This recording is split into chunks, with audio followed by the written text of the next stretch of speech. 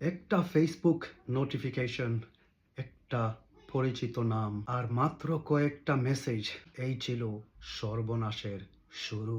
সিলেট, শান্ত শহর, কিন্তু এই শহরের ভিতরেই চলছিল নীরবে এক ডিজিটাল বড় অপরাধ।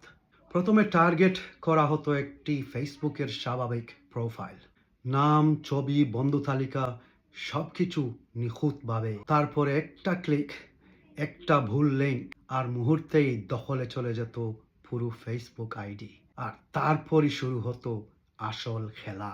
হ্যাক করা আইডি থেকে আপনজন বন্ধু বান্ধবদেরকেই মেসেজ পাঠানো হতো যে জরুরি দরকার, বাবা অসুস্থ, মা অসুস্থ, এই বিপদ সেই বিপদ, এইরকম বিভিন্ন ধরনের মেসেজ পাঠানো হতো আত্মীয় স্বজন বন্ধু বান্ধবদের কাছে।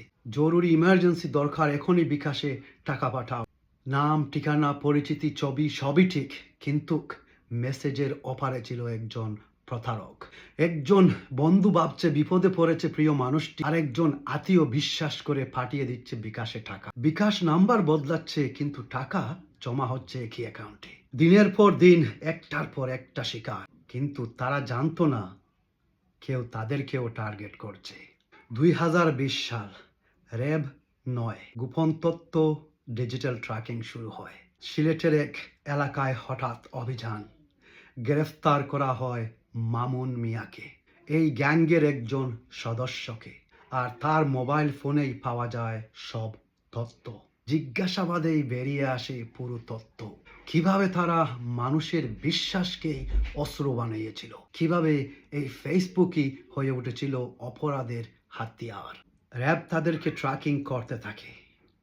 একটি বিকাশ নাম্বারে বিভিন্ন অঞ্চল থেকে এত টাকা আসা, এটা স্বাভাবিক একটা ব্যাপার, কিন্তু একই নাম্বার থেকে বারবারে বিভিন্ন লোকেশন থেকে টাকা তোলা, এইটা অন্য ব্যাপার। আর সেইটাকে ট্র্যাকিং করেই র্যাব তাদের কাছে গিয়ে পৌঁছে।